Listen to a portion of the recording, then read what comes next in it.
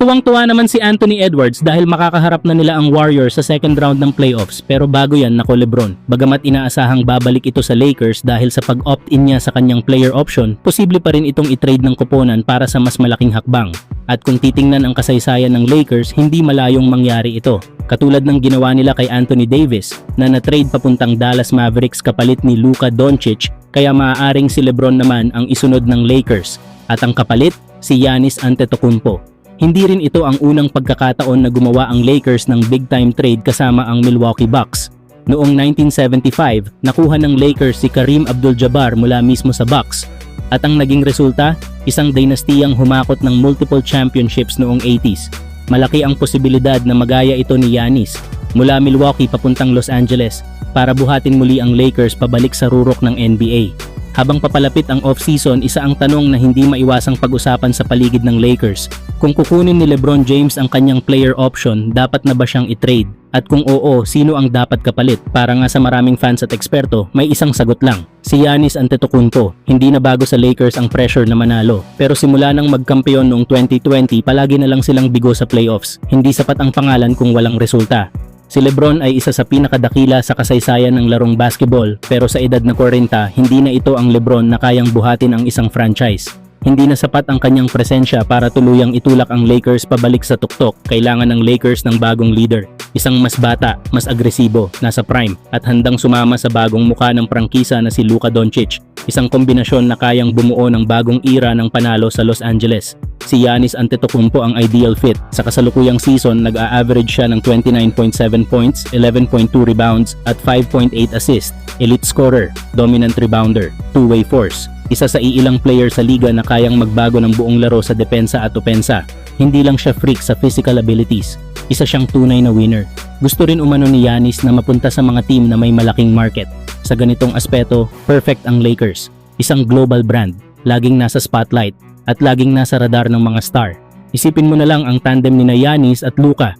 Isang halimaw sa paint, isang maestro sa perimeter. Isang kombinasyon na pwedeng maghatid muli ng kampyonato sa Los Angeles.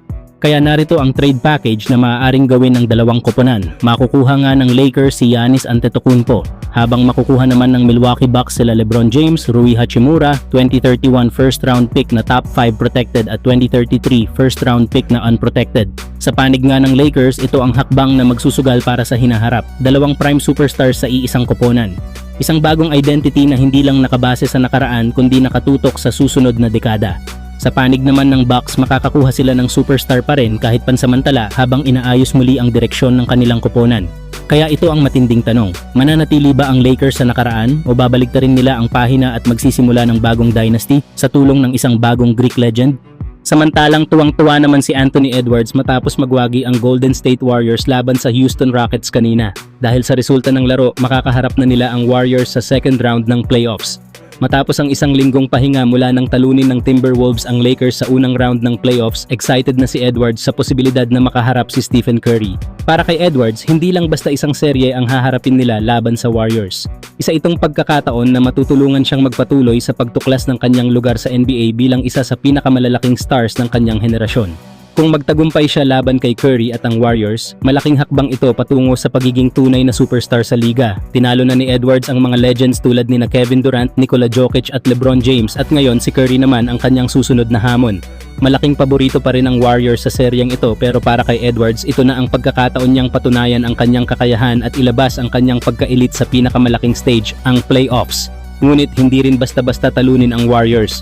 Kasama sa koponan ni Curry ang mga veteran players tulad ni Draymond Green at Jimmy Butler, pati na rin ang isang koponan ng mga sharpshooters na kayang magbukas ng scoring sa anumang punto ng laro. Mahirap talaga silang matalo dahil sa deep roster at matinding laro sa clutch moments. Huwag ding kalimutan na kahit underdog ang Warriors laban sa Rockets, nakuha pa nila ang tagumpay sa Game 7. Ang mentalidad nila ay laging nakatutok sa panalo anuman ang sitwasyon. Kahit na mas malalaki ang Rockets kumpara sa Timberwolves, hindi ibig sabihin na hindi kayang gamitin ng Warriors ang kanilang small ball lineup upang magdomina. Sa ilalim ng pamumuno ni Steve Kerr, kilala ang Warriors sa kanilang kakayahang mag-adjust at mag-pounce sa mga sitwasyong iyon. Ang small ball lineup nila ay naging dahilan ng kanilang tagumpay laban sa Rockets sa unang round ng playoffs, kaya't hindi magugulat ang sinuman kung gamitin nila ito upang mag-push ng isang malupit na serye laban sa Timberwolves. Kung matatalo ni Edwards ang Warriors at may pabagsak si Curry sa second round, malaking pagbabago ito sa landscape ng liga. Una, mapapatunayan niya na hindi lang siya highlight machine, kundi isang tunay na superstar na handang mangibabaw sa mga pinakamagagaling. Pangalawa, maaaring ito na rin ang simbolikong pagtatapos ng dynasty ng Warriors at ang simula naman ng bagong era sa West, ang era ni Anthony Edwards. Pero hindi rin basta-basta mawawala sa eksena ang Warriors. Dahil kahit pa may edad na si Curry, isa pa rin siya sa pinakamapanganib na scorer sa NBA. Sa season na ito, nag-a-average siya ng 26.4 points kada laro, may deadly shooting range, elite off-ball movement at playoff experience na hindi matatawaran. Kasama pa niya sina Jimmy Butler, Draymond Green at mga batang role players na nag-aambag ng energy. Kaya hindi madaling talunin ng team na may championship DNA. Ang Warriors ay isang kupunan na kahit ilang beses nang napag-isipang tapos na, ay bigla pa ring umaangat tuwing playoffs. Alam nila kung paano manalo sa pressure situations. At sa likod ni Curry, sila ay palaging may tsansa. Kaya para kay Edwards, ito na ang ultimate test. Kung matatalo niya si Curry, hindi lang siya basta star, isa na siyang hari sa Western Conference. Pero kung hindi, isang mahalagang aral ito sa kung ano talaga ang ibig sabihin ng pagiging alamat sa liga, laban ng dalawang panahon. Salpukan ng alamat at paparating na alamat.